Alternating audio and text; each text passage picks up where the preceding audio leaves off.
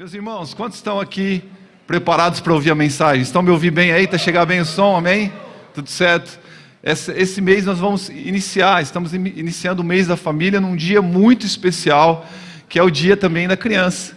Quantos amam criança? Eu amo criança, eu amo criança.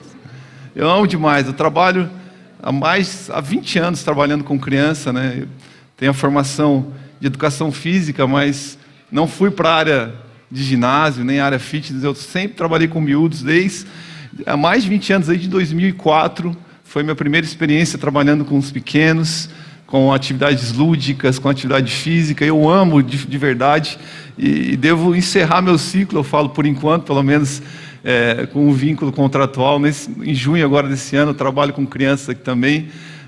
Mas eu amo estar com as crianças, amo ver as crianças felizes, vocês não têm ideia. Eu amo ver criança correndo para a igreja. Fico um pouco chateado quando quebra as coisas, mas eu gosto que quebra, que significa que elas estão a brincar também. Quebra ali, risca ali, e vai, e pinta as coisas, a gente conserta, a gente vai ensinando, né, a criança. Mas criança tem que brincar, criança tem que amar a casa de Deus, criança tem que vir para a igreja com alegria, sabe? Quando a gente está no carro, ou quando a gente está lá em casa, a gente fala para o nosso filho: nós vamos para a igreja, vamos pai, eu não vejo a hora de estar lá na igreja. Os nossos filhos têm que crescer amando a casa de Deus, esse é o nosso maior desejo, por isso que nós queremos fazer de tudo, por isso que nós temos empenhado a nossa força também, aquilo que a gente pode fazer para que nós possamos fazer da casa de Deus, dessa casa, um lugar onde as crianças são acolhidas, onde elas são amadas, onde elas se sentem felizes e aprendem a palavra de Deus, amém? Quantos aqui tem crianças, filhos pequenos aí, amém? Então, pode ver que hoje o auditório ficou um pouco mais vazio, né? Menos barulho, mas a gente pode ouvir os ruídos lá fora, estão brincando bastante, e eu creio que vai ser está sendo um dia muito, muito feliz. Enquanto eles estão lá sendo ministrados, e por nossos voluntários, eu queria que todo mundo que faz parte, né? Eu sei que tem bastante gente que está lá fora, não está aqui, porque vai ter teatro, Ladrão da Alegria, eles vão fazer hoje lá. Depois você pergunta para o seu filho o que ele aprendeu com esse teatro, que é muito, muito fixe. Quantos aqui trabalham no Ina Kids aqui? Você está aqui, hoje você não está na escala, por acaso, você está aqui no auditório, tem alguém? Ali, tem lá o Júlio, está lá no fundo, a Clarice também. Fique em pé aí, Júlio, Clarice. Quem mais é do Ina Kids? O pessoal está tudo lá embaixo. Vamos aplaudir esse pessoal que trabalha, que está servindo. Obrigado, viu, por tudo que vocês têm feito nessa casa. É muito especial a gente poder estar aqui sentado, ouvindo a mensagem, sabendo que os nossos filhos estão sendo cuidados, estão recebendo uma mensagem da palavra de Deus e crescendo dessa maneira. Esse é o mês que nós vamos tratar e vamos percorrer todo ele falando sobre a família, sobre princípios, valores da família, falando sobre casamento, falando sobre esse projeto tão maravilhoso. Por isso o tema da mensagem hoje é a origem da família. É a origem da família. E eu não vou vir aqui para dar aula de história, nem falar sobre todos os processos, as criações em todas as culturas e povos da família, não. Eu vou falar o que eu tenho que falar porque eu sou pastor, eu vou falar sobre a origem da família na palavra de Deus. Quando Deus cria a família, Ele cria a família com um manual de instrução, amém? E assim como a gente compra um brinquedo, compra algum eletrodoméstico, quando você compra algum produto, junto com aquele produto chega um manual de instrução, você sabe onde você tem que ligar, a voltagem, os botões que você tem que carregar para que aquele equipamento funcione. Você vai abrindo aquele manual para que você não corra o risco de danificar aquele produto, não corra o risco de usar ele de uma maneira inadequada, para que você não deixe de usar todos os benefícios daquele equipamento. O melhor que é feito, não sei se a grande parte não faz, eu já sei como é, mas o ideal é que você siga o manual de instrução, e o manual de instrução da família é a palavra de Deus. O próprio Jesus, quando está ensinando as suas verdades na palavra, ele está ensinando alguns princípios. Ali em Mateus capítulo 22, versículo 29, ele fala assim para as pessoas, ele está falando sobre casamento, para os saduceus, ele fala: vocês erram por não conhecerem as Escrituras. Em João capítulo 5, versículo 39, ele fala: examinai as Escrituras, olhe para a Escritura, observe a Escritura, veja o que lá está escrito, para que vocês não corram o risco de agir de uma maneira em desacordo com a palavra de Deus. E quando nós olhamos para a Bíblia, uma das primeiras menções da palavra família na Bíblia é encontrada em Gênesis capítulo 12. Um dos primeiros momentos onde essa palavra é empregada é encontrada em Gênesis capítulo 12, do versículo 1 ao 3, ali no chamado ainda de Abrão e toda a sua família. Deus o chama para sair da sua terra e ir para a terra onde Deus iria mostrar para ele. Em Gênesis capítulo 12, versículo 1 ao 3, fala assim: ora, o Senhor disse a Abrão: sai da tua terra, da tua parentela e da casa de teu pai, para a terra que eu te mostrarei. Far-te-ei uma grande nação, e abençoar-te-ei, e engrandecerei o teu nome, e tu serás uma bênção, e abençoarei os que te abençoarem, e amaldiçoarei os que te amaldiçoarem. Em ti, Abrão, serão benditas todas as famílias da terra. A gente começa a ver, uma das primeiras menções dessa palavra na Bíblia, o desejo, o coração de Deus voltado para a família, o desejo que existe no coração de Deus em abençoar a família, em prosperar a família em todos os sentidos da palavra, porque a gente vai entender um pouco mais o significado dessa palavra bênção, mas a gente começa a perceber o amor que Deus, o amor profundo que Deus tem pela família, porque ao abençoar, Deus está a revelar o seu coração, que ama profundamente a família. Esse projeto é dele. Essa mesma palavra que foi empregada aqui em Gênesis capítulo 12, no chamado de Abrão, ela foi usada também na origem da família, no momento em que a família é criada, no momento em que a família nasce, em Gênesis capítulo 1. Quando Deus cria o homem e a mulher ali, em Gênesis capítulo 1, versículo 26, até o 27, 28, nós vamos ver essa mesma palavra abençoada que foi usada em Gênesis capítulo 12. Abra a tua Bíblia em Gênesis capítulo 1, do versículo 26 ao 28. A gente vai perceber esse coração de Deus, que está de amor, esse coração de Deus que tem nesse projeto, nessa instituição tão poderosa, o casamento e a família, um lugar de bênção, onde Ele concede do seu caráter, onde Ele concede das suas virtudes. Gênesis capítulo 1, versículo 26 ao 28, a versão ARC, diz assim: e disse Deus: façamos o homem à nossa imagem, conforme a nossa semelhança, domine sobre os peixes do mar, sobre as aves do céu, e sobre o gado, e sobre toda a terra, e sobre todo réptil que se move sobre a terra. Criou Deus o homem à sua imagem. A imagem de Deus o criou. Macho e fêmea os criou. Versículo 28. E Deus os abençoou. E lhes disse: frutificai e multiplicai-vos, e enchei a terra, e sujeitai-a, e dominai sobre os peixes do mar, sobre as aves do céu, e sobre todo o animal que se move sobre a terra. Mas nós vamos encontrar o Senhor, Deus, empregando essa mesma palavra, e Deus os abençoou, a mesma palavra que aparece em Gênesis capítulo 12. Nós vemos Deus criando, projetando, formando o homem à sua imagem e semelhança, e a sua primeira palavra, no início de tudo, a primeira palavra voltada ao homem, direcionada ao homem, focada no homem, quando Ele cria o homem, é uma palavra de bênção. Deus está a criar a sua mais bela obra, a sua obra mais magnífica, o homem, a mulher, macho e fêmea, é a sua primeira palavra, é uma palavra de bênção, porque, diga assim comigo, a família nasce debaixo da bênção de Deus. A família, a origem da família, ela provém deste lugar de bênção de Deus. E a palavra bênção ali é realmente concessão de poder, é um desejo que Deus tem, é o favor de Deus que está sobre. A palavra bênção também, um dos significados da palavra bênção é favor, é o favor de Deus, é concessão de poder, é autorização. Deus repartindo do seu coração, do seu caráter. A gente vai ver um pouco mais sobre isso, mas ao abençoar a família, Deus na realidade estava dizendo que a provisão da família vem dele, que os recursos da família vêm dele, que a instrução da família vem dele. A bênção de Deus, nesse sentido, ao formar o homem, representa a segurança da família.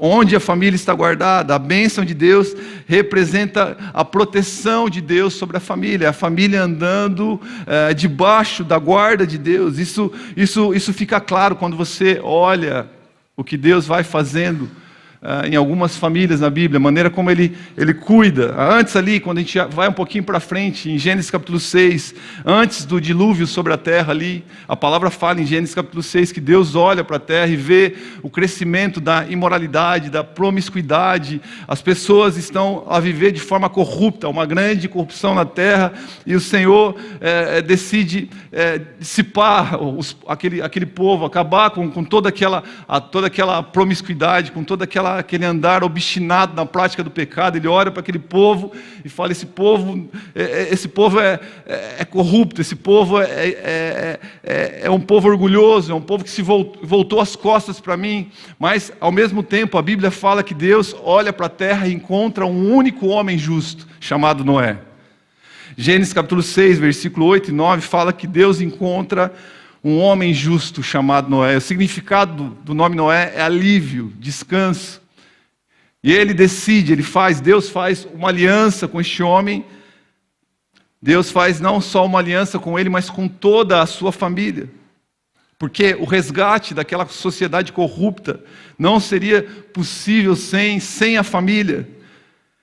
Por isso Deus estabelece uma aliança com Noé e sua família, porque é a partir dessa família, de um homem justo, que essa sociedade que surgirá depois do dilúvio, virá para produzir algo que aponte para Deus. É uma família reta, porque Deus deseja abençoar a família. O seu compromisso, a sua aliança é com a família. Gênesis capítulo 6, versículo 17 e 18, fala assim: porque eis que eu trago um dilúvio de água sobre a terra, para desfazer toda a carne em que há espírito de vida debaixo dos céus. Tudo que há na terra expirará, mas contigo, Noé, estabelecerei o meu pacto, e entrarás na arca, tu, os teus filhos, a tua mulher e as mulheres dos teus filhos contigo. Deus preserva a família de um homem justo.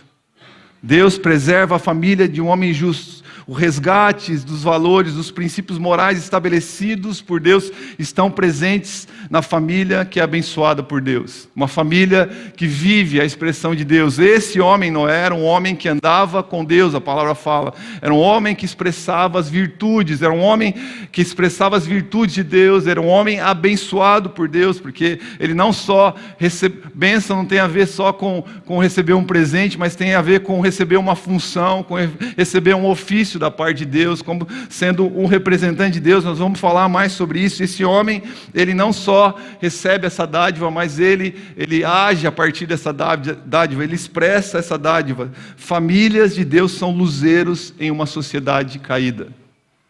Embora houvesse pecado e imoralidade, havia uma luz naquele lugar.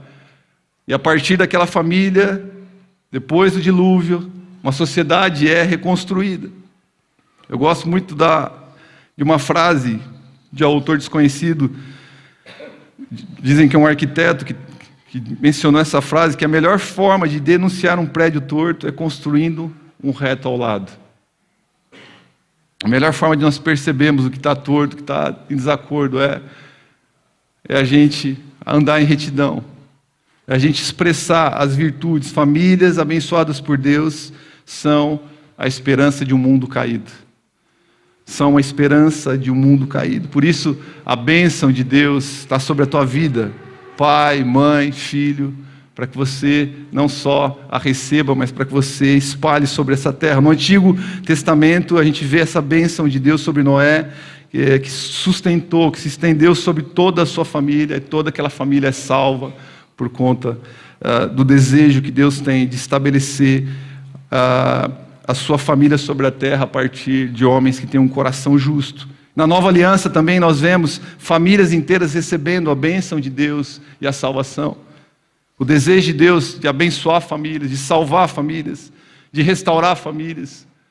É no Antigo Testamento, é no Novo Testamento. A gente vê as boas novas de salvação chegando à família de Cornélio, ali em Atos capítulo 10. Esse homem, a palavra fala que era um homem temente a Deus, um homem que orava, um homem que buscava, mas ainda ele não tinha sido exposto às boas novas de Jesus, E esse homem recebe em um dos seus momentos de oração, ele é um oficial do exército romano, ele recebe ali, ele tem recebe uma palavra de um anjo falando que um homem lá de Jope, ser chamado Pedro, viria para pregar a palavra em sua casa ali, e toda a sua família seria salva.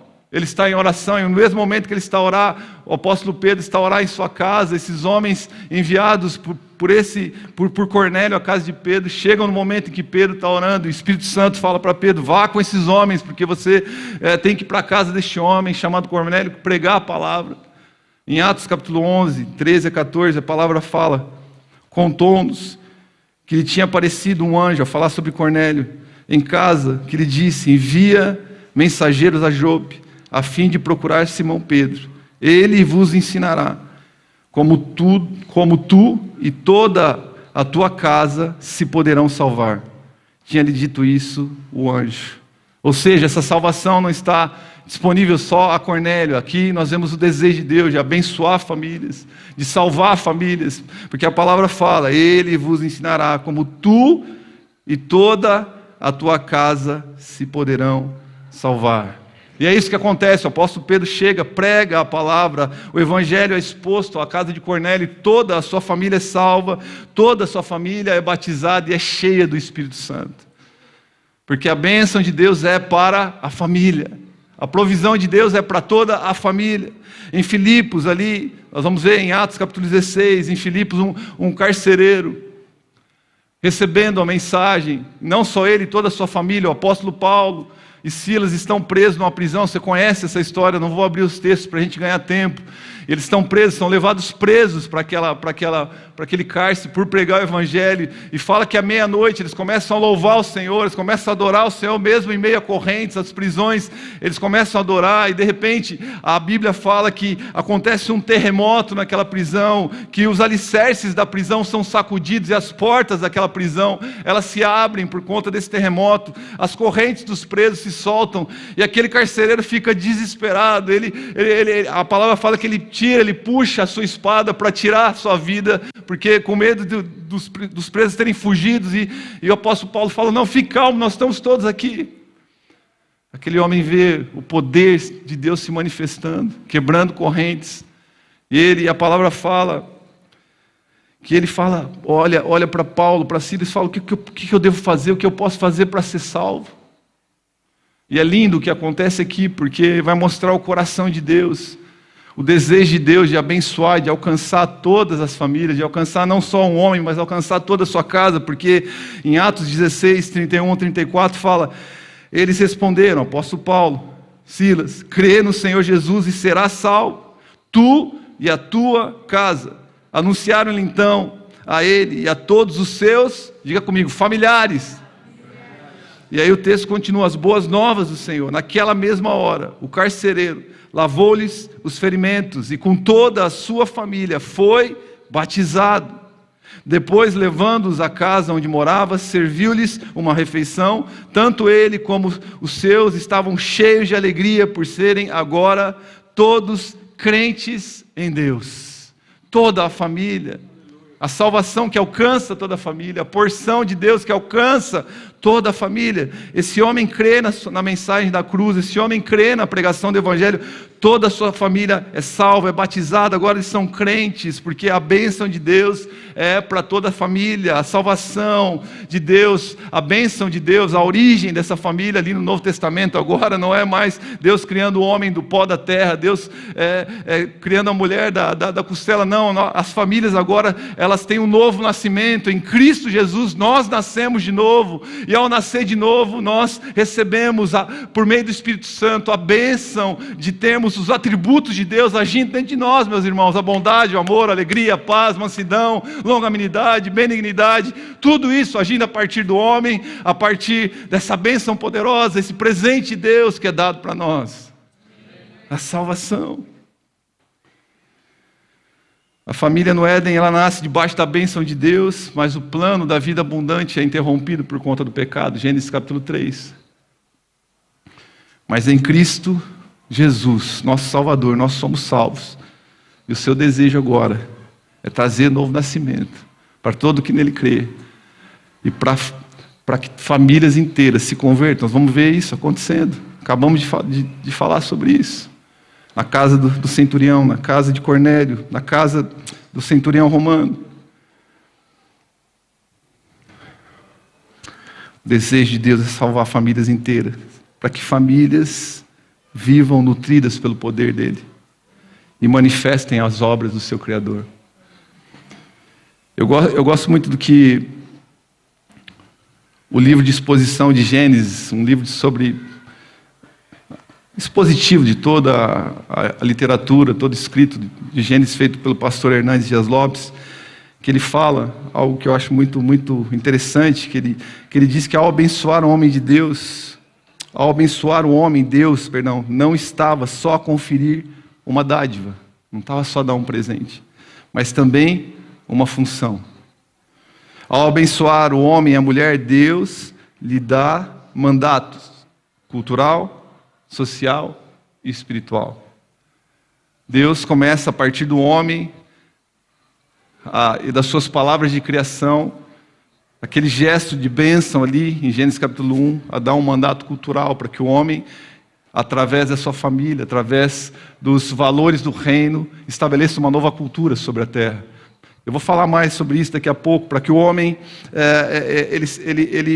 o vínculo dele mais profundo, social, seja a partir dos seus familiares, e a partir desse vínculo social, ele abençoe os seus outros vínculos sociais, as outras pessoas com que eles vão se relacionando, porque quando a gente olha os maiores mandamentos, os grandes mandamentos, ali quando Jesus fala sobre os grandes mandamentos, ao responder para aqueles homens, para os saduceus, ele fala que ame o Senhor teu Deus de todo o teu coração, em toda a sua alma, com todo o seu entendimento, e ame o teu próximo como a ti mesmo. Isso diz respeito ao nosso mandato também social, como família. Nós fomos chamados para amar ao nosso próximo, a nossa família.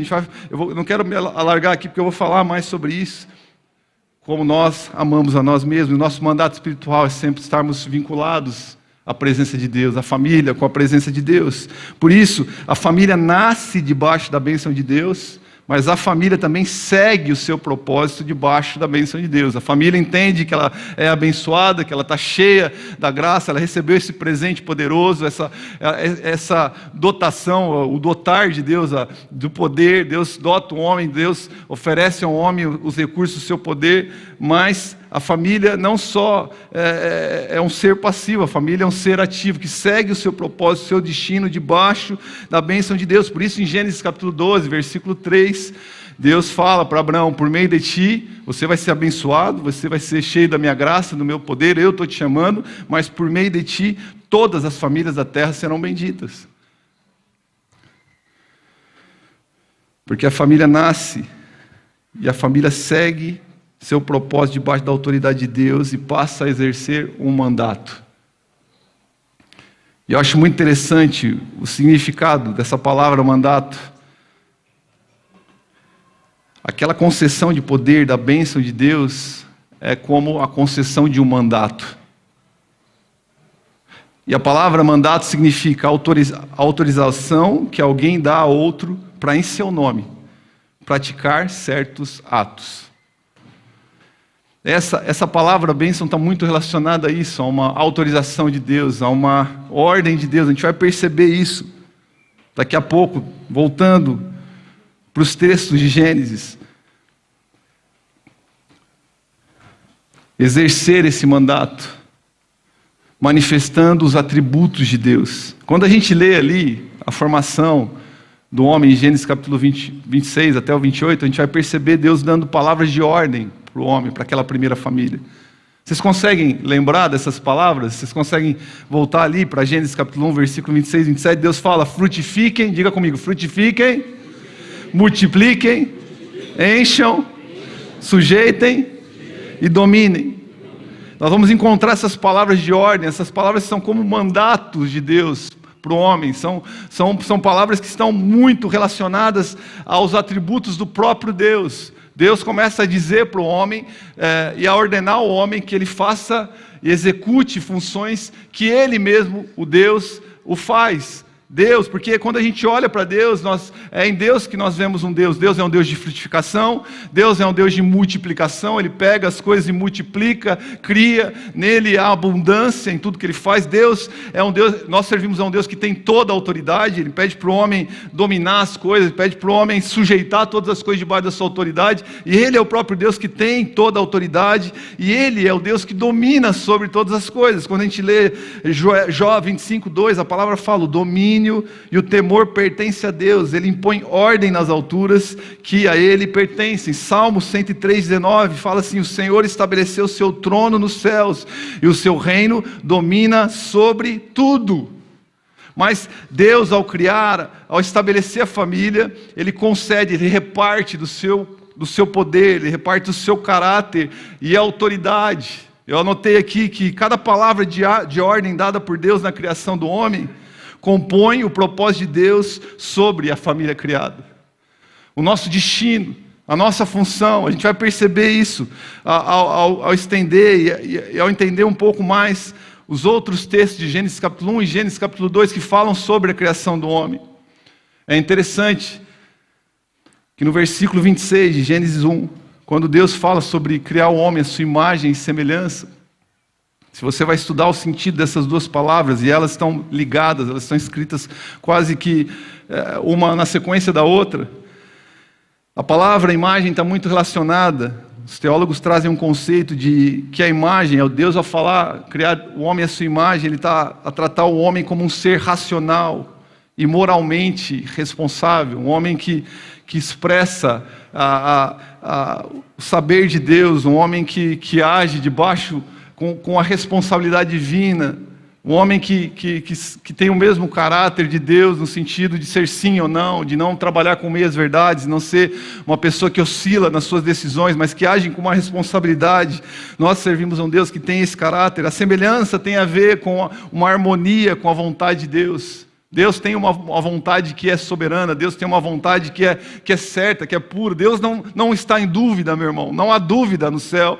Quando nós servimos a Deus, quando nós estamos debaixo da bênção dEle, quando nós caminhamos de acordo com o propósito eterno dEle, nós vamos sim nele encontrar as convicções, os passos que nós precisamos dar. Nós vamos encontrar nele a vontade que é boa, perfeita e agradável. Quando nós não sabemos o que devemos fazer, quando nós estamos indecisos, meus irmãos, a melhor forma é nós pararmos, respirarmos fundo, orarmos mais, lermos mais a palavra, meditarmos, buscarmos o conselho, porque em algum momento Deus vai trazer a resposta. Nosso Deus, não há dúvida nos céus, só há o tempo dele e o modo dele. Ele tem o tempo, ele tem o modo. Nós não vamos torcer o braço de Deus, nós não vamos conseguir fazer isso na nossa força, por nossas obras. Não, nós vamos fazer isso no lugar de oração, de quebrantamento, buscando a sua vontade. Quando nós pensamos sobre o propósito da família de Deus, nós precisamos também olhar a sequência de Gênesis, porque Gênesis capítulo 1 e capítulo 2, eles retratam histórias semelhantes, mas descritas de uma maneira diferente, no sentido conteudista da palavra. Porque em Gênesis capítulo 1 nós vamos encontrar esse relato da criação do homem de forma mais descritiva, mas em Gênesis capítulo 2 nós vamos encontrar essa criação do homem de uma forma mais detalhada. Deus traz mais detalhes a respeito da mesma história. Não são histórias diferentes. Nós estamos falando ali, os dois textos ali, a partir, eu falo, do versículo 26, quando Deus fala da criação do homem, estão a falar da mesma criação. Estamos a falar dessa criação do homem e da mulher que foi feita no 6º dia. E eu gosto muito do que o teólogo Hans-Georg Baumer, um teólogo alemão, professor de hebraico, ele diz, em um dos comentários sobre a criação de Deus, sobre o 2º capítulo de Gênesis, ele fala: o 2º capítulo de Gênesis é uma repetição do relato, não é uma repetição do relato da criação, mas uma descrição detalhada da criação do ser humano. O ser humano ocupa uma posição de destaque na criação. Por isso que Deus traz maiores detalhes. Ele cria todas as coisas, mas a partir da sua palavra, mas quando ele vai criar o homem, ele se envolve pessoalmente com aquilo. Ele cria do pó da terra, ele age de forma íntima, ele fala, façamos o homem. O Pai, o Espírito, o Pai, o Filho e o Espírito Santo estão envolvidos em unidade para fazer essa obra maravilhosa. A gente vai encontrar maiores detalhes aí no capítulo seguinte, Gênesis capítulo 2, a partir do versículo 15 até o 24. Nós estamos aqui para ler a Bíblia hoje, né, meus irmãos? Vamos ler então? Gênesis capítulo 2, versículo 15 ao 24. O Senhor Deus tomou o homem e pôs no jardim do Éden para cultivá-lo e guardá-lo. Você está abrindo, eu estou ouvindo o barulho da Bíblia. Vou esperar mais um pouquinho. Gênesis capítulo 2, do versículo 15 ao 24.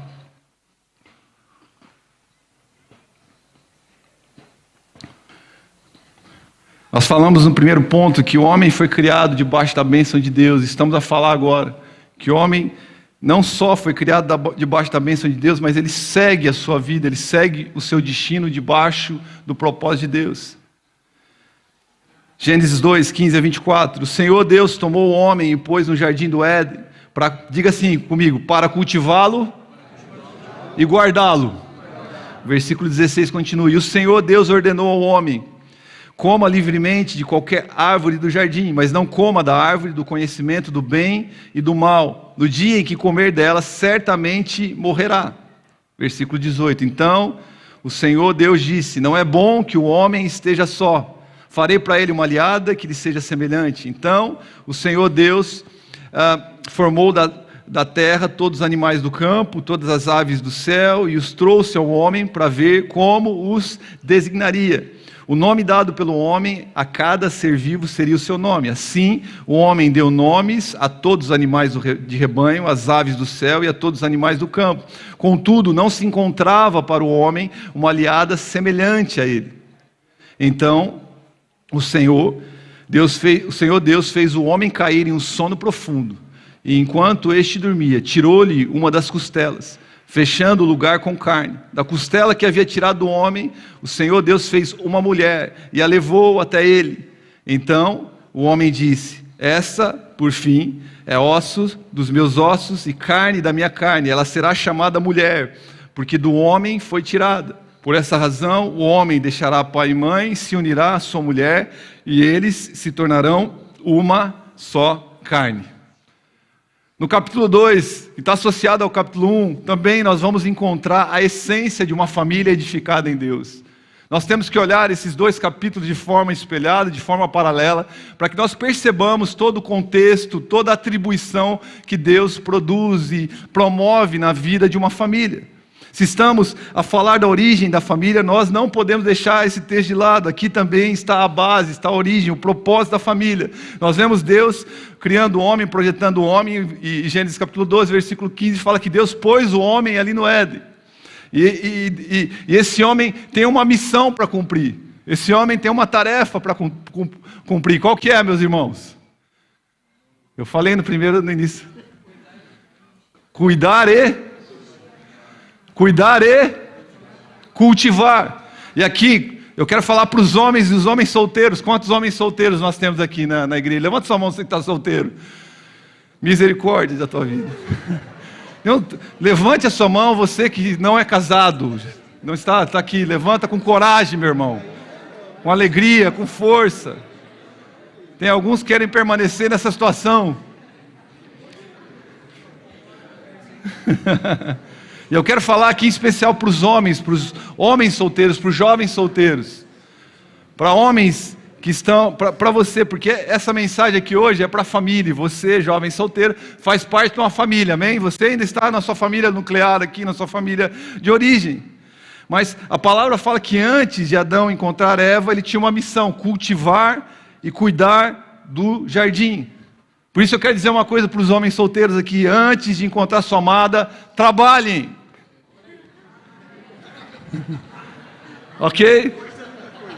Meninas solteiras, se você tiver conhecer alguém, perceba e veja se esse homem solteiro, esse jovem está a cultivar e cuidar de um jardim, ou se ele está a andar de forma desapercebida pela terra.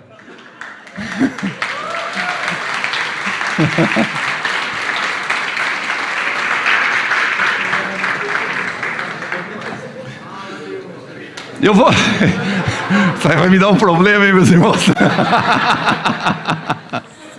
Estou gerando um problema para mim. E eu quero colocar aqui na mesma escala de valor a universidade como um trabalho, os estudos em nível superior como uma qualificação preparatória para que você tenha uma profissão nessa nação ou em qualquer parte desse mundo. O problema é quando não há uma perspectiva. Adão estava a cultivar, ele estava a cuidar, ele tinha uma tarefa, ele tinha uma missão. Então, jovem solteiro, menina solteira, trabalhe, estude. Meninas, não desejem, não esperem menos que isso na vida de um homem. Essa é uma das primeiras perguntas, ou a segunda pergunta que eu vou fazer para minha filha quando aparecer um barbado lá em casa. A primeira é se ele ama Jesus mais do que ele ama você, Sara. Ele ama Jesus mais do que ele ama você? Eu não sei, pai. Não, então vamos caminhar um pouco mais, vamos orar. Deixa eu trazer ele aqui para perto para a gente conversar. E a segunda, ele está cuidando de algum jardim, cultivando alguma terra? Ele está a trabalhar?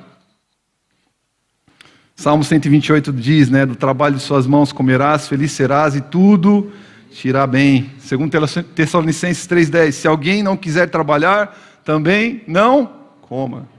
O trabalho é uma bênção de Deus, e Adão estava ali, o homem que está ali, sendo colocado por Deus, o provedor da sua família. Deus está preparando o coração deste homem, ele não está desocupado, ele tem uma missão, mas Deus dá uma ordem para Adão. Diga assim comigo: Deus dá uma ordem para Adão.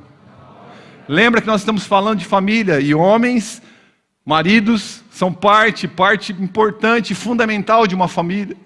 Um homem, ele vive debaixo da bênção de Deus e ele segue debaixo dessa autoridade de Deus. Adão tem uma missão, ele está debaixo de uma missão, cuidar e cultivar, mas não há missão sem submissão. Eu tenho falado muito sobre isso, porque Adão está a cumprir uma missão, mas essa missão está debaixo de uma outra autoridade, que é a autoridade de Deus. Por isso que Deus dá uma ordem para ele: ei, Adão, você está aqui, você pode cuidar de tudo, mas lembre-se de uma coisa, você precisa me obedecer. Você não vai fazer as coisas conforme você pensa.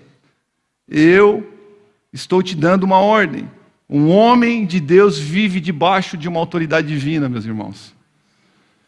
Um homem que cuida da sua casa, da sua família, ele é o guardião da doutrina na sua casa. Ele é o cabeça do lar, ele é aquele que guarda o que entra e sai na sua casa. Ele é aquele que vive debaixo de uma autoridade e que percebe quando as coisas estão fora dessa autoridade. Ele discerne as coisas, porque ele não age na sua capacidade. Ele tem um filtro, ele tem uma autoridade superior que dá missão para ele, que dá propósito para ele. Então ele é aquele primeiro responsável de agir e de agir em obediência, de ser alguém que não combina com coisas que não são compatíveis à palavra de Deus. Ele é o cabeça. Efésios capítulo 5, versículo 23 fala que o marido é o cabeça da esposa, mas a sua autoridade está debaixo de autoridade. Ele é um homem submisso à vontade de Deus, ele age em força e em autoridade diante da sua casa, porque antes ele encontrou em Deus, ele sabe as designações, ele sabe quais são as legislações que Deus tem pedido para ele. Adão começa a andar naquele terreno, ele começa a fazer, mas quando ele se esquece de que ele está debaixo de autoridade, quando ele se esquece, quando ele deixa de lado a voz de Deus, quando ele se afasta da vontade de Deus, do propósito de Deus, quando ele sai deste lugar de autoridade, ele desobedece. O pecado entra, como no Éden, Gênesis capítulo 3. Porque agir sem Deus, meu irmão, longe de Deus, é presunção, é orgulho, é incredulidade. Mas também há um problema quando nós não agimos conhecendo a Deus. Quando nós conhecemos a Deus, quando nós caminhamos também como homens e nós não agimos, nós também estamos sendo hipócritas. Eu escrevi uma frase assim: agir sem Deus é presunção, orgulho, incredulidade, mas não agir conhecendo a Deus é hipocrisia. Nós precisamos tomar esse cuidado como homens de Deus, como cabeças do lar, para que nós não ocupemos esses dois extremos da incredulidade e do orgulho. De acharmos que nós podemos fazer as coisas longe desse propósito de Deus, longe dessa voz poderosa de Deus, porque nós já sabemos tudo e agimos sem consultar Deus, sem buscar a presença dEle. E mesmo que de forma disfarçada, tomamos uma atitude de incredulidade, de apostasia da fé. E nós também temos que tomar cuidado com muito discurso, os dois extremos na realidade, eu falei errado, incredulidade e hipocrisia. Acabei anotando errado, né? Foram os dois pontos aqui que eu falei. A incredulidade de agir de fazer as coisas sem Deus, e a hipocrisia de não agir conhecendo a Deus. Conhecemos tanto da palavra, mas como homens não tomamos as decisões.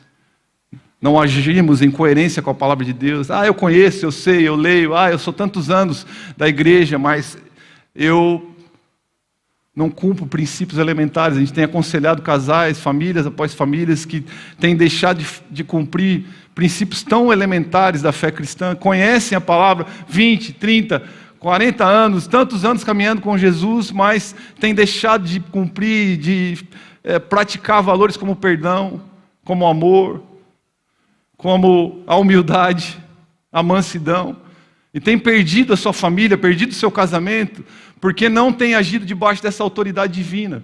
Porque a autoridade divina nos ama, nos acolhe, mas ela também fala, vai lá pedir perdão, vai lá se humilhar, vai lá reconhecer o teu pecado. Isso é andar debaixo da autoridade divina, não é só fazer aquilo que é gostoso, aquilo que a gente acha que é bom, isso é agradável, mas é submeter a toda a vontade soberana de Deus.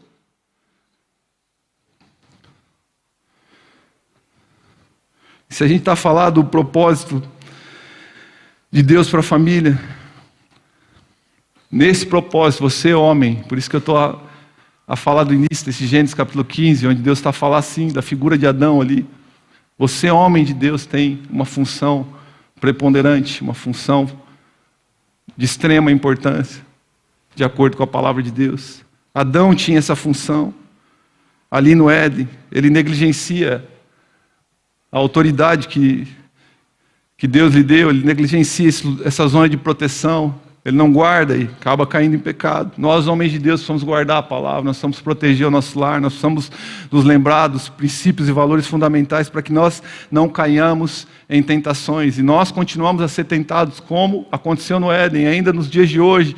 Satanás está o tempo todo a buscar brechas, a buscar artimanhas para nos derrubar, porque se ele consegue derrubar o homem, ele consegue causar um dano tão terrível para uma família, meu irmão. Mas nós não estamos sozinhos nessa guerra, amém? Nós temos a presença de Deus, e para os homens casados, o texto fica ainda melhor.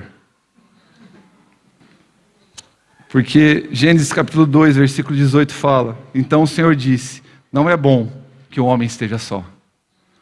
Farei para ele uma aliada que lhe seja semelhante. Assim o homem, daí deu nome a todos os animais de rebanho, às aves do céu e a todos os animais do campo, contudo, não se encontrava para o homem uma aliada semelhante a ele. Ele estava cuidando dos animais, ele era pai de pet. É uma brincadeira, não tem nada. Aqui é uma brincadeira, uma extensão da que eu faço a palavra. Mas tudo aquilo ainda... É a Bíblia que está falando, meu irmão. Contudo, não se encontrava para o homem uma aliada semelhante a ele. Deus olha a situação do homem e fala, oh meu Deus. Oh meu Deus, eu sou o mesmo. Oh eu mesmo. Oh eu mesmo. E o versículo 21 fala, então o Senhor Deus fez o homem cair em um sono profundo, e enquanto este dormia, tirou uma das costelas, fechando o lugar com carne. Da costela que havia tirado do homem, o Senhor Deus fez uma mulher e a levou a ele. Então o homem disse, esta por fim é osso dos meus ossos e carne da minha carne, ela será chamada mulher, porque do homem foi tirada. Deus põe o homem para dormir. Faz uma anestesia geral. E aqui tem uma explicação, não vou falar porque senão vai demorar muito tempo, até fisiológica a respeito da criação, que é muito interessante. Depois, se você quiser saber sobre isso, a gente conversa no final da reunião. Mas Deus põe o homem para dormir.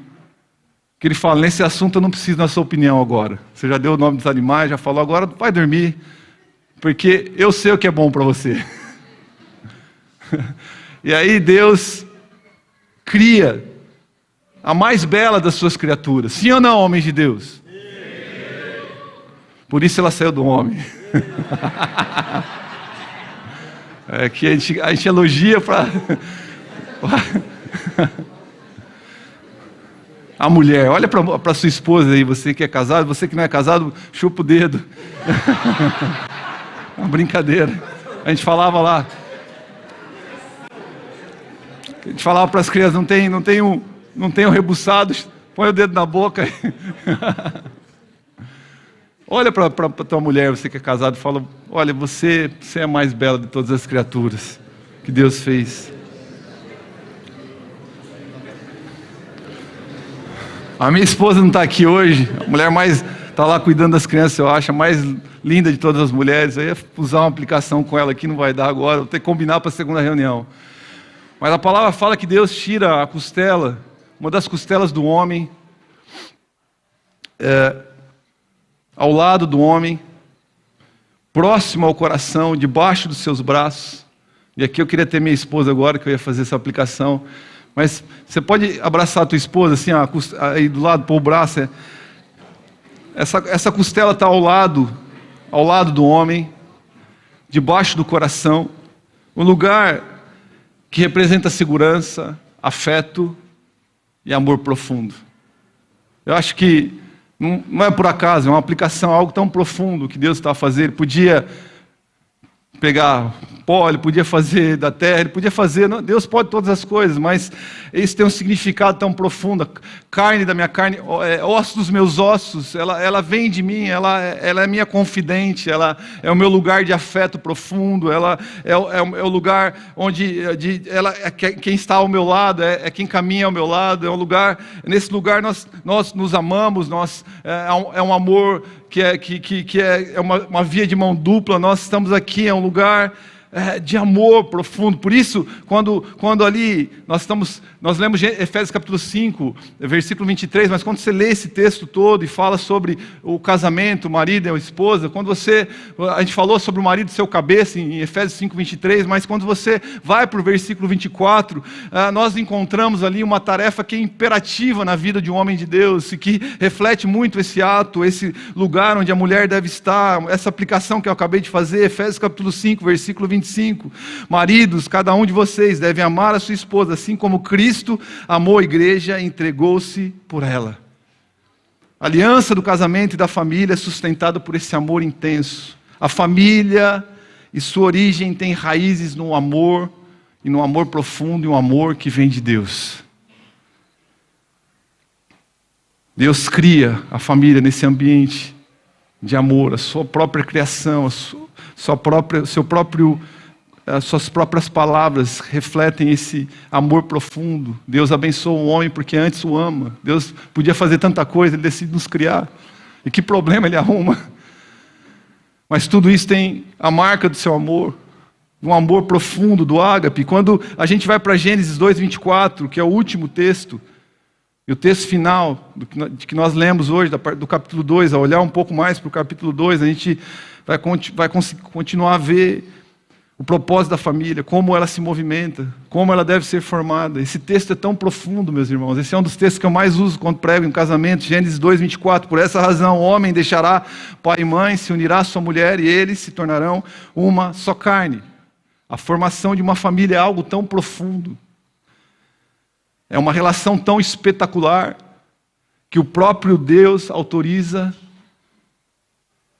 o homem e a mulher deixar pai e mãe para a formação de um novo núcleo familiar, para a formação de uma nova família que vai originar outra família. E esse deixar aqui não é um deixar desonroso, é um deixar emancipatório. é um deixar para que o homem cresça, para que o homem avance, para que o homem se emancipe, assim como muitos processos da nossa vida, nós deixamos o ventre da nossa mãe, nós deixamos de nos amamentar para comer um alimento sólido, nós deixamos o ensino primário, o ensino secundário, nós deixamos para ir para outra etapa, nós deixamos a infância, a adolescência e avançamos para a vida adulta. Da mesma forma, nós deixamos a família de origem para estabelecer uma nova família. Esse é um dos mandatos culturais de uma família que segue debaixo do propósito de Deus. Deixar pai e mãe, não de forma desonrosa, mas de forma emancipatória, para o crescimento, para a expansão. Nós precisamos criar, não filhinhos, nós precisamos criar pais, meus pais, papais e mamães. Criem homens e mulheres. Projetem os seus filhos para que eles possam ir além de vocês. Guardem, protejam eles, mas não sejam excessivos nessa proteção. Deixem com que eles errem e aprendam com os erros também.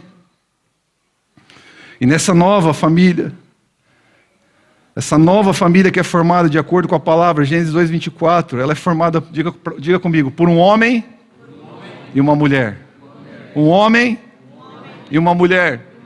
Um homem e uma mulher. Macho e fêmea. Fêmea e macho. É isso que a palavra fala: deixará pai e mãe, se unirá à sua mulher. Dentro desse propósito, desse mandato também cultural da família, Deus estabelece um padrão, e a partir deste padrão de união, de um homem e de uma mulher, que a família nasce, ela se multiplica, e ela avança sobre a terra. Não há multiplicação, não há procriação, ou seja, geração de filhos sem essa união estabelecida por Deus entre um homem e uma mulher. Amém, meus irmãos? Amém. E o texto que eu estou dividindo em partes aqui, tão poderoso, fala: e eles se tornarão uma só carne. Eu quero chamar os músicos para a gente encerrar essa mensagem, orando, cantando. E eles se tornarão uma só carne. Uma unidade profunda acontece agora. O que Deus está a falar aqui, o que a palavra está a falar é sobre uma unidade profunda. Já não é mais sobre mim, já não é mais sobre as minhas vontades, agora é sobre nós. Nasce uma família e o seu propósito é que eles sejam um. Caminhem em unidade. O casamento não é um lugar de competição, mas de cooperação mútua. A família é um lugar onde nós exercemos o nosso primeiro mandato social. A família é o lugar onde nós exercemos o nosso primeiro mandato social, meus irmãos. É o lugar das relações de comunhão, de afeto mais profundos, porque deste lugar de acolhimento, deste lugar de amor, deste lugar de cumplicidade, deste lugar de auxílio, e isso não fala da mulher ser menor nem melhor, de um lugar em que cada um tem a sua função, tem a sua designação. Nascem filhos, nascem uma posteridade, e é nesse lugar, esse afeto deve continuar, porque daí os braços aumentam, tem mais braços para abraçar, mais bocas para falar, para alimentar também, mais pessoas para nós termos comunhão, a mesa aumenta, a comunhão deve ser intensa, e o nosso primeiro mandato social, o nosso primeiro mandato como aqueles que caminham debaixo da bênção de Deus, é na mesa da nossa casa, é andando no carro, é caminhando na rua, é acolhendo os nossos filhos, é sendo os melhores parceiros, os melhores amigos e pais deles, é agindo com a minha esposa, ouvindo ela mesmo, quando ela quer falar 00:30, tenta falar com ela.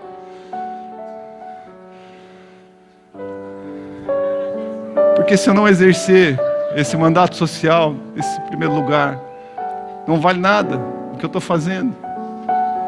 1 Timóteo capítulo 5, versículo 8 fala: se alguém não cuida dos seus parentes, especialmente dos da própria família, negou a fé e é pior que um descrente.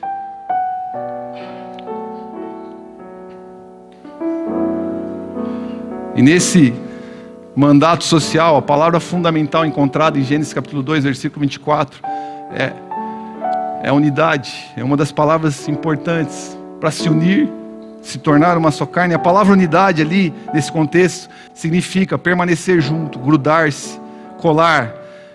Coloquei de novo, repeti a palavra, unir-se, manter-se próximo, permanecer com, seguir de perto, ser reunido. É comunhão intensa, é discussão intensa, é briga intensa também. Mas é neste lugar que em ferro afia ferro.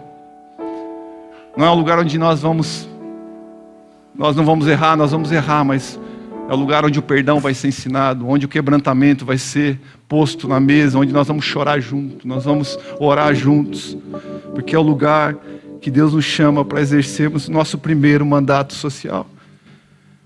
Quando você olha essas palavras da unidade, o sentido de todas elas estão num sentido ativo, numa busca intencional, é uma ação voltada para o próximo, assim como o próprio Deus, porque Deus amou, enviou, Jesus se entregou, nós amamos porque Ele nos amou primeiro.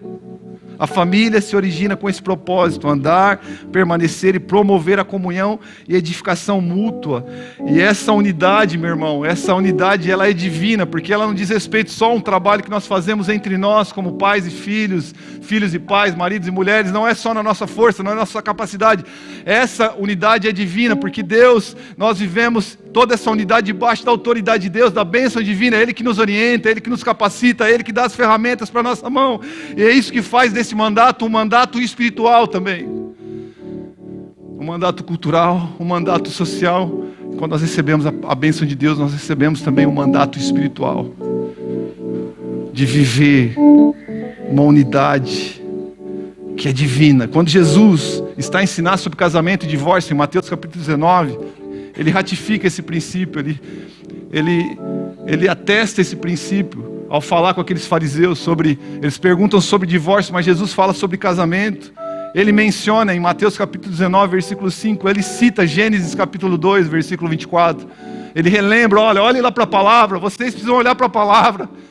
Vocês precisam parar, antes de entender o divórcio, entende o que é o casamento. Ele fala sobre Gênesis 2, 24, mas em Mateus 6... Depois, no Mateus 5, ele ter lembrado Gênesis, em Mateus 6, ele fala assim, esses dois que casaram, já não são dois, mas uma só carne. Portanto, ninguém separe o que Deus uniu.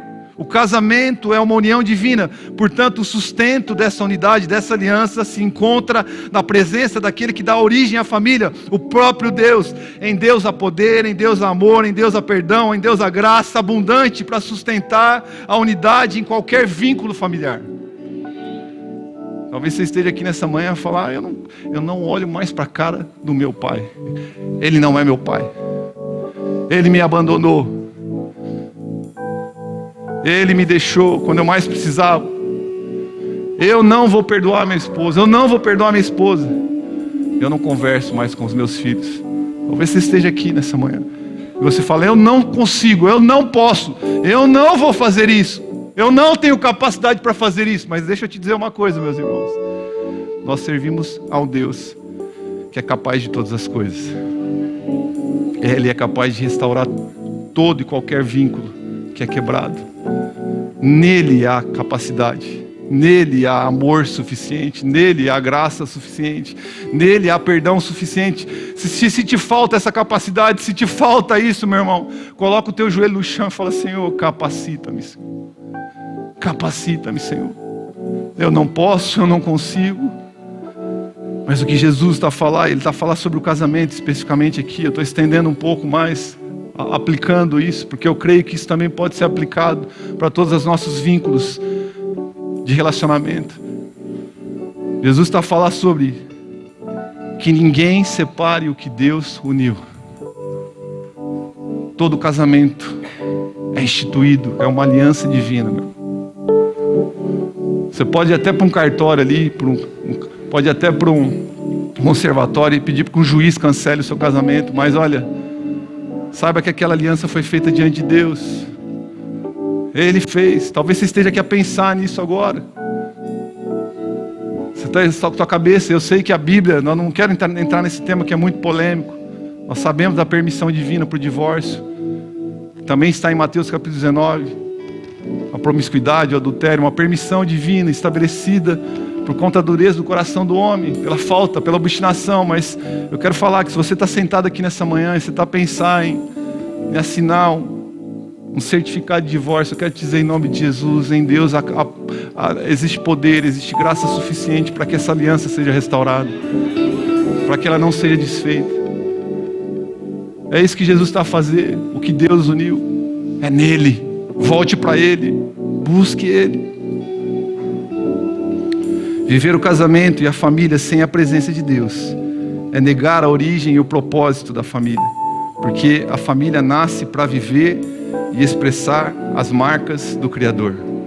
Gênesis 1, 27 e 28. E criou Deus o homem à sua imagem, a imagem de Deus os criou, macho e fêmea os criou, e Deus os abençoou.